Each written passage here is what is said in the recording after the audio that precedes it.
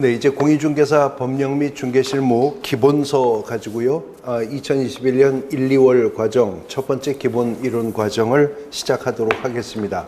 앞서서 우리가 기초 입문 과정을 통해서 간략하게 우리가 공부해야 될 길을 마치 이렇게 약도를 통해서 보듯이 전반적인 흐름을 파악해 본 적이 있었는데요. 이제 본격적으로 기본서를 통해서 하나하나 우리가 공부해야 될 내용들을 체계적으로 쌓아가 보도록 할 겁니다. 오늘 공부하실 부분은 공인중개사 법령 총칙표 중에서 지금 이 시간은 부동산 중개업의 변천 과정부터 시작을 할 겁니다. 교재 20페이지에 보시면 부동산 중개업의 변천 과정이라고 하는 부분이 있죠.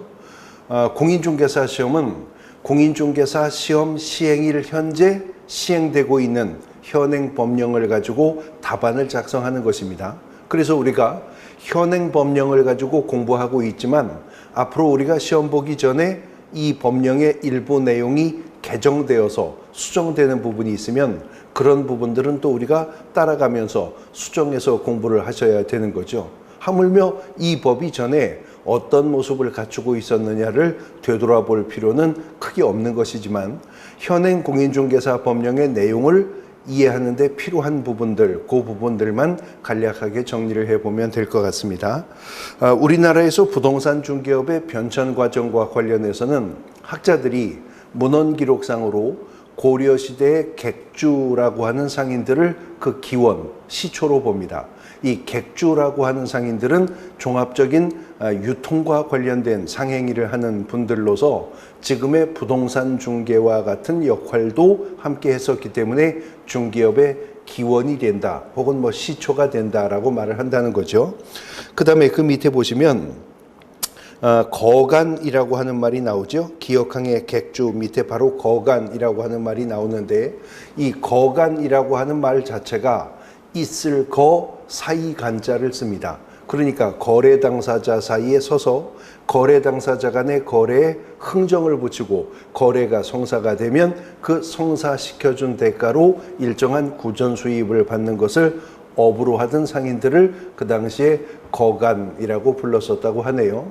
이러한 거간들이 조선시대에 들어와서 전문화, 분업화 양상을 띠게 되면서 포목거간, 소금거간, 우거간 이렇게 거간이 분화되게 되다가 보니까 토지나 가옥의 거래만 전문으로 알선하는 거간들도 생겨나더라는 거죠. 그래서 집 가자에 거간 쾌자를 써서 가쾌 혹은 가거간 혹은 집주름 이런 표현들을 썼다고 하는데 부동산 중개만 전문으로 하는 최초의 상인으로서의 지위를 학자들이 인정을 한다는 겁니다. 어쨌거나 고려시대의 객주, 거간이든 조선시대의 이러한 각회든 다 그 당시 사농공상의 엄격한 신분에 의한 계급사회 속에서 가장 비천한 상행위를 하는 분들이었었기 때문에 그런 업종에 종사하는 것에 대해서 어떤 제도에 대한 규제가 없었었다는 거죠. 그냥 자유영업제로 방임이 되었었다는 겁니다. 그러다가 조선 마렵에 이러한 각회가 너무 무분별하게 난립함으로 인해서 과당 경쟁으로 거래 질서 문란의 문제가 제기가 되면서 1890년에 객주 거간 규칙이라고 하는 법이 입법이 되게 되었다는 것입니다. 이제 오른쪽 페이지 21페이지 상단부로 넘어가고 있는 거예요. 근데 이 객주 거간 규칙이라고 하는 법은 인가제 형태로 잠깐 시행이 되다가 1910년 일제에게 국권을 침탈당하게 되면서 폐지가 되었다가 1922년 그러니까 일제 중반기죠. 일제에 의해서 소개영업 취체 규칙이라고 하는 법으로 대체가 되게 되었답니다. 그 당시에는 소개영업 취체 규칙이라고 하는 법은 우리나라에서 시행된 법이기는 했었지만 일제강점기 하에 일제에 의해서 입법된 법이었었고요. 단속법규적인 성격이 매우 강한 형태의 법이었었다고 합니다. 근데 일정치 하에 이 입법이 된 소개영업 취체 규칙은 1945년 해방된 이후에도 바로 삭제 폐지되지 않고 한동안 효력을 유지해 내려가다가 1960년대 초반에 와서 독립된 국가가 식민지 치하에서 입법을 했었던 법을 그대로 계수하여 사용하는 것은 체면이 말이지 않지 않느냐. 그래서 이른바 구법령 일제 정비 작업을 하게 된답니다. 그러면서 그 구법령 일제 정비 작업에 맞추어 1961년 급조하여 만든 법이 바로 이 소개영업법이라고 하는 이름의 법이었었다고 합니다. 근데 이 소개영업법이라고 하는 법은 그 구법령 일제 정비 작업에 맞추어서 급조하여 입법이 된 법이었었기 때문에 소개영업법이라고 하는 법은 전체 조문은 10여 개 정도밖에 안 되는 아주 단출한 형태의 법이었었고요. 엉성한 신고제 형태의 법이었었다고 합니다. 그래서 그 당시 소개영업법에서의 제한 규정은 연령, 나이에 대한 제한만 두어서 만 35세 이상만 되면 누구든 가서 신고만 하면 부동산 중개를 포함한 소개영업 활동을 할 수 있도록 하는 그런 형태의 법제였었다는 거죠. 그 다음 소개영업법이 분명히 부동산 중개를 규율하는 성격을 가진 법이기는 했었습니다만 소개영업법은 부동산 중개만을 전문적으로 규율하는 형태의 법은 아니었었고 모든 민사 중개를 그 규율 대상으로 하는 법이었었다고 합니다.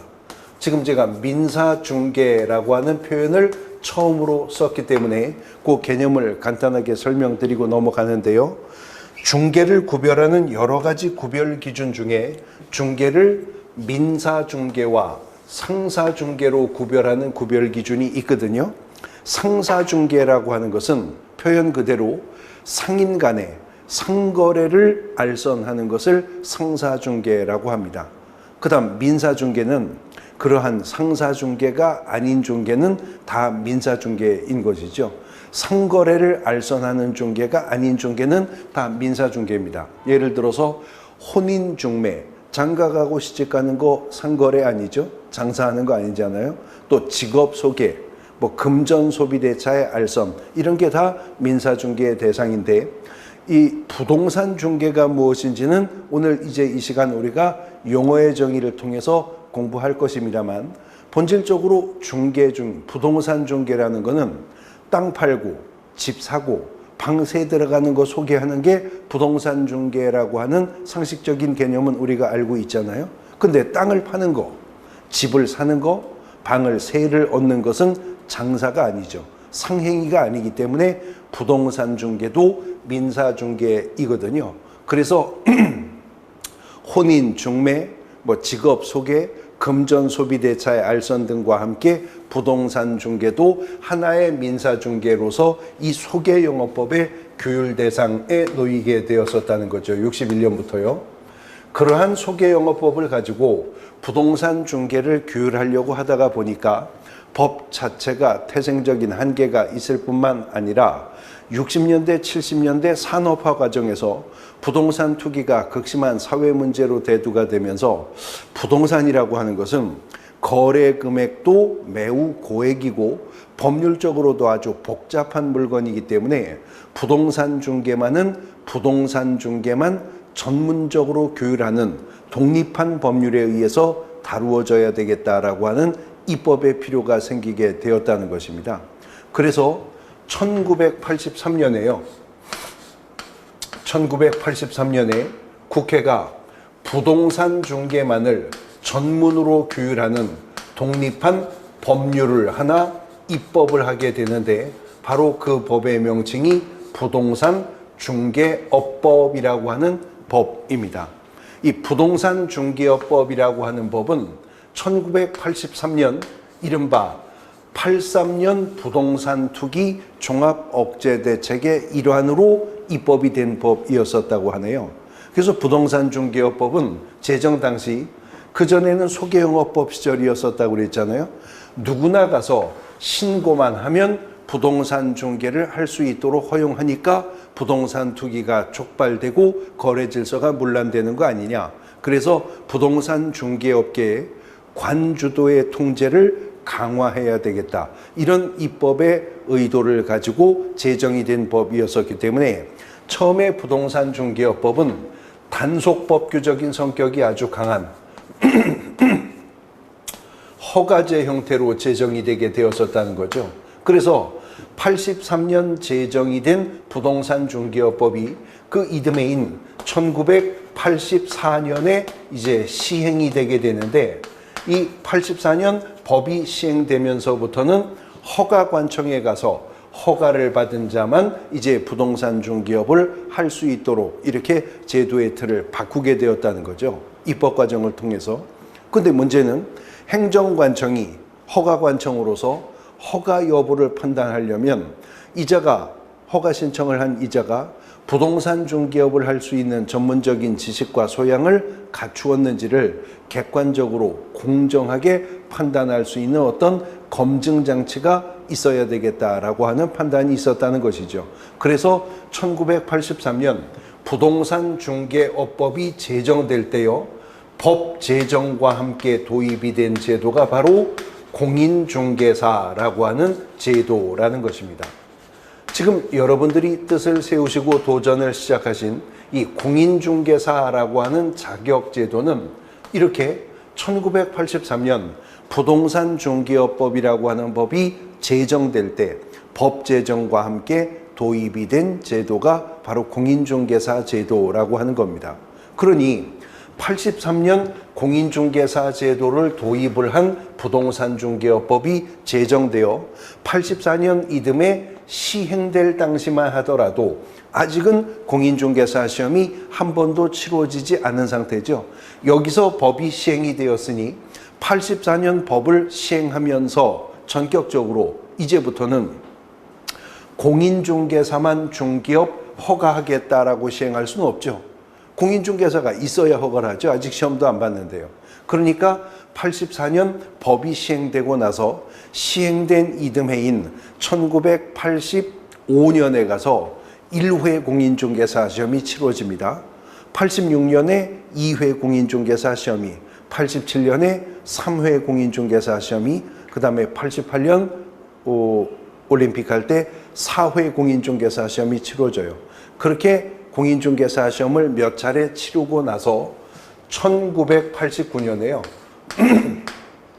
1989년에 이 부동산 중개업법이 1차 개정을 하면서 이제부터는 신규 허가는, 그 당시 중개업법은 허가제로 만들어졌었다고 그랬죠. 신규 허가는 공인중개사 자격을 취득한 자에게만 이제부터는 중개업 허가를 하겠다라고 1차 개정을 해서 89년 1차 개정된 내용은 90년 1월부터 시행이 됩니다. 그러므로 1990년대로 들어오게 되면서부터는 이제 공인중개사 자격을 취득한 자만이 중개업을 허가받을 수 있도록 그렇게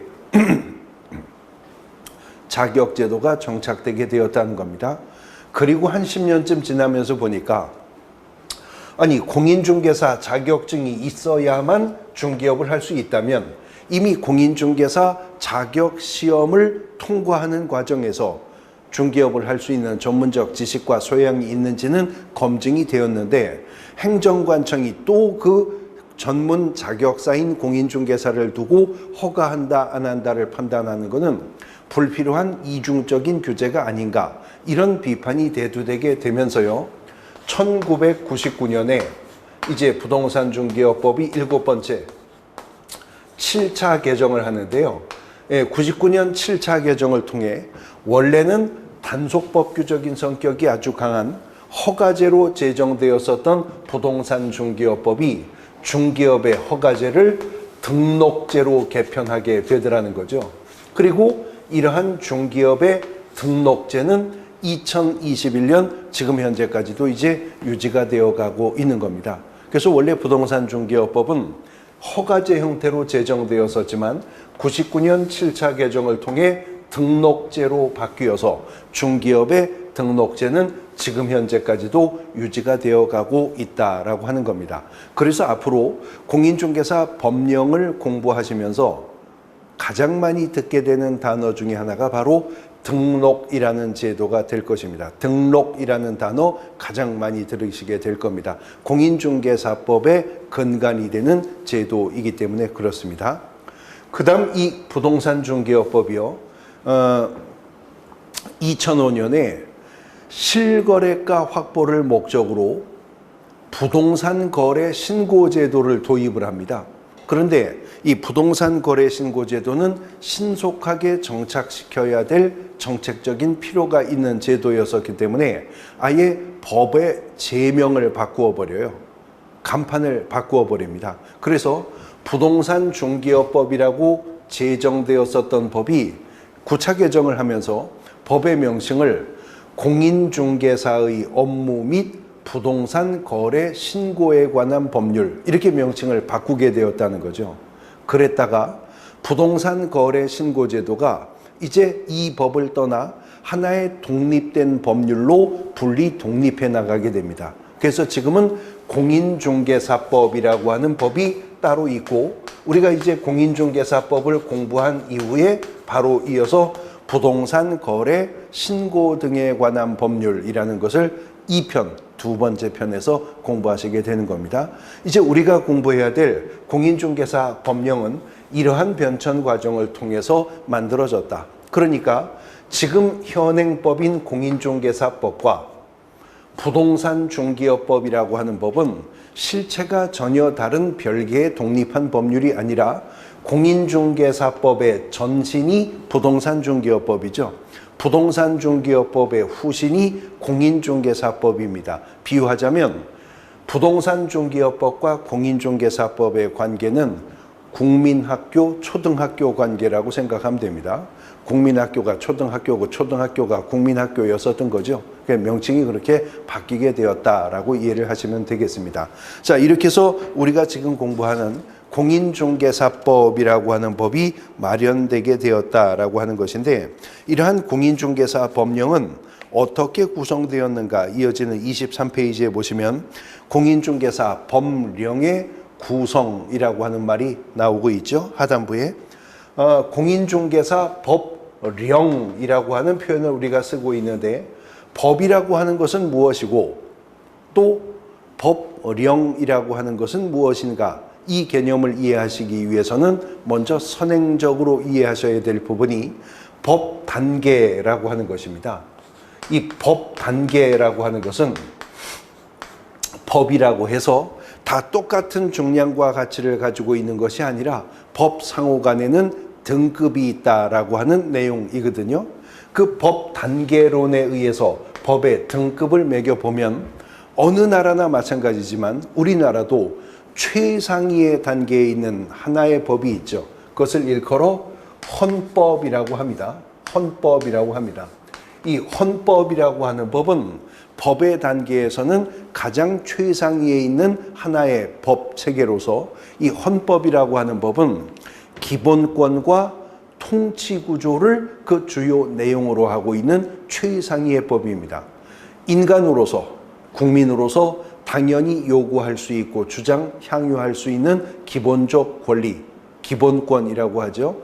인간답게 살 권리, 생명권, 노동 3권, 공무 단임권, 행복 추구권, 참정권 이런 것들 다 헌법이 규정하고 있는 기본권 규정입니다. 또 하나 헌법이 담고 있는 내용이 뭐라고요? 통치구조요. 통치구조. 의원 내각제를 할 거냐, 대통령제를 할 거냐, 대통령의 임기를 얼마로 할 거냐, 중임 또는 재임을 허용할 것이냐, 국회를 양원제로 할 것이냐, 단원제로 할 것이냐. 어느 한 나라의 정치 체계의 근간은 헌법이 정하는 겁니다. 그래서 헌법은 기본권과 통치 구조를 그 주요 내용으로 하고 있는 법을 헌법이다라고 하는 것입니다. 근데 그 헌법이요. 그 헌법이 40조에서 입법권은 국회에 속한다라고 규정을 했어요. 헌법은 법을 제정할 권한을 국회에게 부여했기 때문에 헌법으로부터 위임을 받은 국회가 제정하는 법의 형식을 일컬어서 법률이라고 부르는 것입니다. 그래서 법률이란 국회가 헌법의 위임을 받아 제정하는 법의 형식을 일컫는 개념입니다. 입법권은 헌법으로부터 국회가 부여받은 것입니다. 그러나 일상생활에 적용되는 세부적인 법규들을 모두 다 국회가 입법할 수 있는 것은 아니기 때문에 국회가 특정한 법률을 제정하여 공포하게 되면 그 법률로부터 위임을 받거나 그 법률을 시행하기 위해서 필요한 구체적인 사항을 명령이라고 하는 등급으로 입법을 할 수가 있게 되는데요. 이 명령이라고 하는 등급의 법은요, 대통령제 정부 형태 하에서라면 대통령이 국무회의의 심의를 거쳐서 입법하는 법의 형식을 명령이라고 합니다. 그리고 법 중에서 명령의 등급을 가지고 있는 법들은 천편일률적으로 그 명칭이 무슨 법 시행령이라고 하는 이름을 갖게 됩니다. 주택임대차보호법 시행령, 건축법 시행령, 농지법 시행령, 이런 시행령이라고 호칭되는 법들은 명령의 등급을 가지고 있는 거예요. 그 명령이라는 등급 아래 등급으로 부령이라고 하는 형태의 법이 입법이 되는데요. 이 부령이라고 하는 것은 표현 그대로 행정 각 부의 장관이 제정하는 법의 형식을 부령이라고 하는 것입니다. 그리고 이 부령은 특정한 법률이나 명령으로부터 위임을 받거나 특정한 법률이나 명령을 시행하기 위해서 필요한 보다 세부적이고 보다 구체적인 사항을 정하게 되는 것인데, 그 부령은 어느 부에서 그 령을 제정하느냐에 따라서 국토교통부령도 있겠죠. 교육인적자원부령도 있겠죠. 보건복지부령도 있을 것이고 국방부령도 있을 겁니다. 어쨌거나 부령의 등급을 가지고 있는 법들은요, 하나같이 또 그 명칭이 무슨 법 시행규칙이라고 하는 이름을 갖습니다. 국토의 계획 및 이용에 관한 법률 시행규칙, 부동산 등기법 시행규칙, 이 시행규칙이라고 하는 명칭을 가지고 있는 법 체계들은 부령에 속한다라고 생각하시면 됩니다. 그리고 이제 그 부령 아래 등급으로 조례라고 하는 등급의 법이 있는데요. 이 조례라고 하는 것은 각 지방자치단체가 지방의회 의결을 거쳐 입법하는 법의 형식을 조례라고 하죠. 물론 조례 중에는 시도조례도 있죠. 또 시군구 조례도 있고요. 서울특별시 조례도 있지만 동대문구 조례, 강남구 조례도 있는 것입니다. 그래서 법은 단계가 있어서 헌법으로부터 시작해서 법률, 명령, 부령, 조례 등급을 갖게 되는데, 1983년에 국회가 부동산 중개만을 전문으로 규율하는 독립한 법률이 있어야 되겠다라고 해서 입법한 것이 바로 부동산 중개업법이었었고요. 그 부동산 중개업법이 십수 차례 개정을 거쳐 지금의 공인중개사법이 되었다고 했었죠. 그러므로 공인중개사법이라고 하는 것은 하나의 법률에 속하게 되는 것입니다. 그 공인중개사법의 하위법으로서요, 명령의 등급을 가지고 있는 법의 명칭이 정해진다면 당연히 공인중개사법 시행령이라고 하는 이름을 가져야 되겠죠. 공인중개사법 시행령은 명령의 등급으로서 대통령이 국무회의의 심의를 거쳐서 입법을 한 일종의 대통령령의 형태로 입법이 된 법인 것입니다. 그리고 공인중개사법 시행령의 또 하위법으로서 부령의 등급으로 입법이 된 법이 있겠죠. 당연히 그 법의 명칭은 공인중개사법 시행규칙이라고 하는 이름을 갖게 될 것입니다. 공인중개사법 시행규칙은 부령의 등급을 가지고 있습니다. 부령은 행정각부의 장관이 제정하는 것이라고 했었고요. 정부조직법상 부동산 중개 업무를 규율하고 관장하는 주무부서는 국토교통부이니 공인중개사법 시행규칙은 국토교통부령의 형태로 입법이 된 법이겠습니다. 바로 이 공인중개사법과 공인중개사법 시행령과 공인중개사법 시행규칙, 이것을 통칭하여 표현을 할 때 공인중개사법령이라고 표현하게 된다는 겁니다. 그러므로 공인중개사 법령의 구성은 지금 제가 한 설명을 거꾸로 하면 되죠. 공인중개사 법령의 구성은 법률의 등급으로서의 공인중개사법과 명령의 등급으로서의 공인중개사법 시행령과 부령의 등급으로서 국토교통부령의 일종인 공인중개사법 시행규칙으로 공인중개사 법령은 구성이 되어 있다라고 하는 겁니다. 그러면 이러한 공인중개사 법령은 어떤 법적 성격을 가지고 있는가? 24페이지 이제 중하단부로 내려가고 있습니다. 어떤 특정한 법령이 어떤 법적 성질을 가지고 있느냐 하는 문제는 법을 구별하는 여러 가지 구별 기준 속에 특정한 법이 어디에 해당하느냐 하는 문제인데요.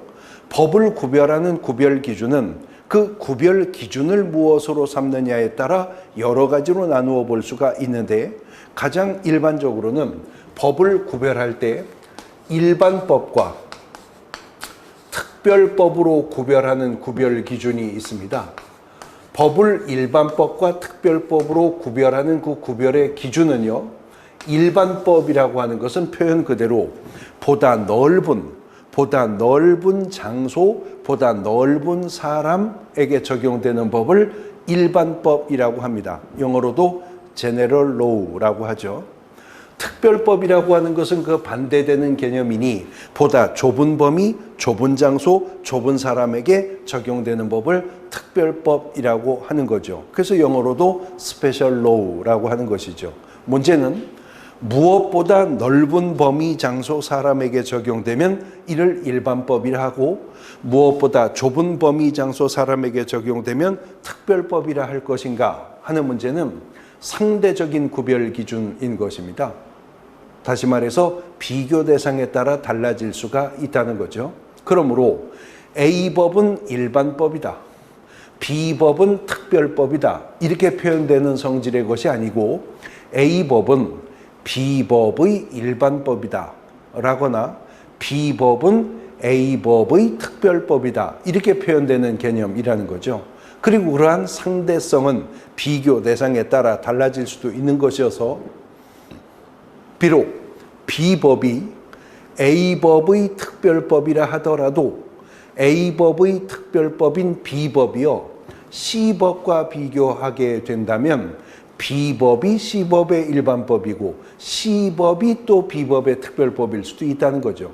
비교 대상에 따라 달라지는 상대적인 구별 기준이라고 하는 것입니다.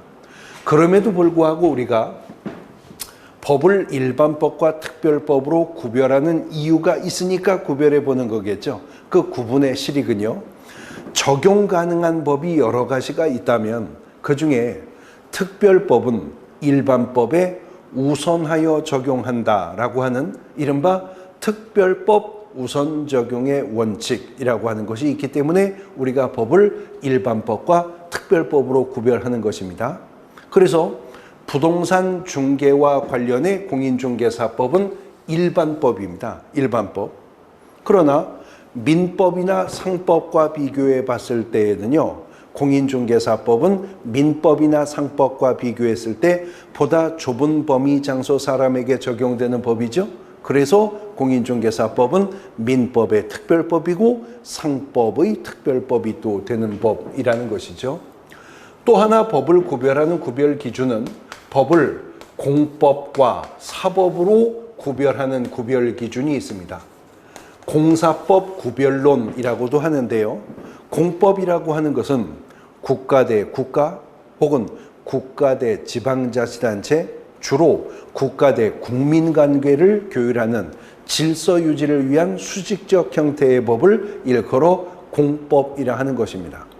이에 비해서 사법이라고 하는 것은 사인 상호 간의 법률 관계를 규율하는 것을 내용으로 하는 법을 사법이라고 하는 것이고요. 그런데 이러한 공사법 이원론은 법률 관계가 복잡해지게 되면서 노동관계 법규, 사회보장 관련 법규, 의료관계 법규 분야에서 공법과 사법의 성격을 모두 가지고 있는 형태의 입법들이 생겨나더라는 거죠. 그래서 공사법의 중간법이다, 또는 전문적인 법학 용어로는 사회법이라고 하는 표현을 쓰기도 하는데, 부동산 중개업법은 공법적 요소도 가지고 있고 사법적 요소도 함께 가지고 있는 법이기 때문에 공사법의 중간법, 사회법적 성격을 가지고 있는 법이다라고 분류하게 된다는 겁니다. 그 다음 국내법, 국제법 구분하는 구별기준 속에서는 당연히 공인중개사법은 대한민국 영토 내 사건의 대상이 되는 토지 건물 등의 거래 알선에 개입되는 법이므로 당연히 국내법에 속하는 것일 것이고요. 실체법이냐 절차법이냐 구별하는 구별기준 속에서는 예를 들어 민법이 실체법이라면 민사소송법은 절차법이죠. 형법이 실체법이라면 형사소송법은 절차법인 거죠. 근데 이러한 실체법, 절차법 구별 기준 속에서 공인중개사법은 실체법적 성격을 가지고 있습니다만 별도의 절차법이 마련되어 있는 것은 아니고 절차법적 성격도 함께 수록되어 있는 법이다라고 하는 겁니다. 이것이 공인중개사 법령이 가지고 있는 법적 성격입니다. 공인중개사 법령의 법적 성격인데요. 공인중개사 법령은 법률로서 공인중개사법과 명령으로서 공인중개사법 시행령과 부령으로서 공인중개사법 시행 규칙으로 구성되어 있다고 말씀드렸죠. 그중 공인중개사법 1조는요. 공인중개사법의 제정 목적을 천명하고 있습니다. 그러나 이것은 비단 공인중개사법만이 그러한 것이 아니라 모든 기술적인 개별 법규들은 무조건 1조는 목적입니다. 건축법 1조도 목적입니다. 주택임대차보호법 1조 목적입니다. 민사집행법 1조 목적입니다. 개별법 1조는 다 목적 규정인데요. 어느 법이든 맨 앞에 1조의 그 목적 규정은 그 특정 법령의 전체적인 내용을 파악할 수 있는 근거 규정이 되는 것이고요. 그 1조 목적 규정은 그 법령을 해석할 때 방향타 역할이 되는 것입니다.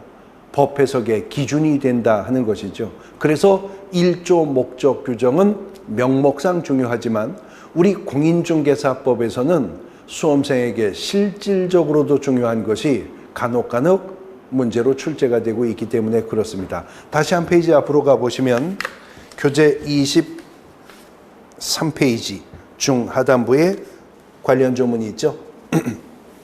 법 1조 보시면 조문의 제목이 목적이라고 되어 있네요. 목적이라고 되어 있고요.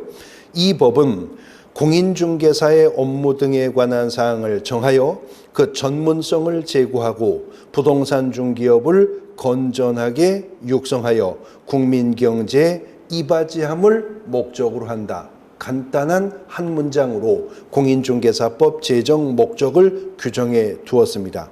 그러니까 공인중개사 법령을 처음 접하는 누구도 1조 맨 앞에 나서 있는 이 목적 규정만 봐도 여기 법은 공인중개사 업무에 관한 내용이 정해져 있겠구나. 그 전문성을 제고하기 위한 제도들이 들어있겠구나. 중개업을 건전하게 육성하기 위한 방안들, 그리고 국민경제에 이바지하고자 하는 목적으로 이 법을 만들었구나. 이렇게 알 수가 있을 거라는 거죠. 법령의 전체적인 내용을 개략적으로 파악할 수 있다는 겁니다. 그리고 공인중개사 법령을 해석하면서 해석의 여지가 발생한다면 1조 목적 규정이 방향타 역할을 한다는 것이죠. 그러니까 이 법은 중개업의 전문성을 제고하는 방향으로, 중개업이 건전하게 육성되는 방향으로, 궁극적으로 국민경제에 이바지되는 방향으로 해석되어 나가야 할 것이다 라고 하는 것입니다. 그런데 공인중개사법 1조는 지금 눈으로 목도하다시피 딱 한 개의 문장입니다. 근데 공인중개사 시험은요, 오지선다형 객관식으로 출제되고 있잖아요. 기본적으로 오지선다형 객관식 문제는 단독 문제 한 문제 출제를 위해서는 6개의 문장이 필요하겠죠. 일단 문제, 물음이 있어야죠. 그리고 1항, 2항, 3항, 4항, 5항 5개 지문이 나열되어야 독립문제 하나가 만들어지는 겁니다. 근데 지금 공인중개사법 1조는 문장이 하나뿐이에요. 그런데도 여러 번 지금까지 기출되었어요. 출제 방식은 이런 것입니다. 다음은 공인중개사법의 제정 목적에 관한 기술이다. 아닌 것은 1번 공인중개사의 업무 등에 관한 사항을 정함, 2번 그 전문성을 제고함, 3번 중기업을 건전하게 육성함, 4번 국민경제에 이바지함. 자, 지금 한 문장을 분설하여 지문 내게 만들었죠. 여기에 이제 그렇지 않은 문장 하나 갖다 끼워서 그걸 정답으로 하는 형태로 문제가 출제가 되어 왔었다는 거죠. 근데 그 정답이 되는 이 법 제정 목적이 아닌 문장이 누가 상식적으로 보더라도 이 법 제정 목적에 어울리지 않는 표현이라면 그 공부 안 한 분도 정답을 맞출 수 있을 거잖아요. 그러니까 이제 출제위원은 그런 지문 사이에 꼭 이 법 제정 목적일 것만 같은 느낌을 갖는 표현들을 갖다 끼워 넣는 겁니다. 뭐 부동산업을 육성함, 좋은 말이잖아요. 토지공개념을 정착함, 좋은 말이네요. 부동산 투기를 예방함, 왠지 이 법 제정 목적이어야만 할 것 같지 않습니까? 이런 표현들 중에 하나를 갖다 섞어 넣는 방법으로 지문이 출제가 되기 때문에 상식선으로 접근해서는 정답에 접근할 수가 없게 출제가 되는 겁니다. 해결 방법은 간단하죠. 외워버리면 됩니다. 그래서 공인중개사법 1조는요, 여러 번 낭송하여 반복하셔야 됩니다. 그래서 아예 한 문장이 하나의 흐름으로 머릿속에 들어 있어야 됩니다. 간혹 문제가 출제가 되고 있기 때문에 그렇습니다. 지금 보시다시피 기본서 23페이지 중하단부의 법 1조는 딱 한 문장으로 조문이 구성되었어요. 1조는 조문이 한 문장입니다. 근데 이제 페이지를 넘어가서 25페이지에 보시면 1조에 이어 2조가 나오죠. 1조의 제목이 목적이었었는데 2조는 정의라고 되어 있습니다. 그리고 이 법에서 사용하는 용어의 정의는 다음과 같다라고 하더니 1호 중개부터 6호 중개보조원까지 무려 6개의 문장을 그 밑으로 거느리고 있습니다. 1호부터 6호까지 있죠. 근데 그 1호부터 6호까지에 해당하는 6개의 문장을 보면 다 낱말 뜻풀입니다. 중개라 하면 어쩌고 저쩌고 함을 말한다. 공인중개사라 하면 이러쿵 저러쿵 한 자를 말한다. 중기업이라 하면 이러저러 하는 것을 말한다. 다 낱말 뜻풀이가 나와요. 그럼 왜 갑자기 법에서 낱말 뜻풀이를 하고 있느냐? 이 부분을 먼저 좀 설명을 드리면 법이라고 하는 것은요, 그것이 헌법이든 법률이든 명령이든 부령이든 조례든 간에 법을 제정할 때는 하나의 추상적이고 관념적인 문장으로 조문들을 만듭니다. 근데 그러한 문장으로 구성된 조문들을 구체적인 사실에 적용하기 위해서는 법을 해석을 하여야 하겠죠. 물론 법을 해석하는 방법도 구별 기준을 무엇으로 잡느냐에 따라 여러 가지 법 해석의 기준들이 있는데 법 해석의 결과에 권한이 발생하는가 여부에 따라 법 해석은 유권 해석과 무권 해석이라고 하는 것으로 구분이 되는 것이거든요. 유권 해석, 무권 해석 이렇게 구분되는데 무권 해석이라고 하는 것을 다른 말로 항리 해석이라고도 합니다. 또 다른 표현으로 항리 해석이라고도 하는데요. 이 무권 해석이라고 하는 것은 법학자들이 학문적 연구의 결과로서의 성과물을 가지고 주장하는 것을 무권 해석, 항리 해석이라고 합니다.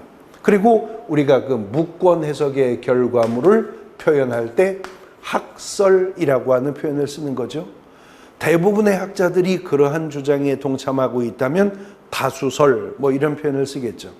일부 학자들만 그러한 다른 주장을 한다면 소수설 뭐 이러겠죠. 뭐 유력설이니 통설이니 뭐 이런 것들은 학설에 속하는 거죠. 이러한 학설은 학자적 주장일 뿐이지 거기에 직접적인 어떤 법적 효과가 발생하는 것이 아니기 때문에 무권 해석이라 하는 것입니다. 이런 무권 해석인 학설은요, 거기에 직접적인 어떤 효과가 발생하는 것은 아니고 유권 해석에 장차 이론적 기반을 제공한다는 간접적인 의미만 갖는 것입니다. 이런 무권 해석에 비해서 유권 해석이라고 하는 것은 그 법 해석에 직접적인 효과가 발생한다. 그래서 유권 해석이라고 하는데 어느 기관이 권한 있는 법 해석을 하느냐에 따라 다시 유권 해석은 삼분된다는 거죠.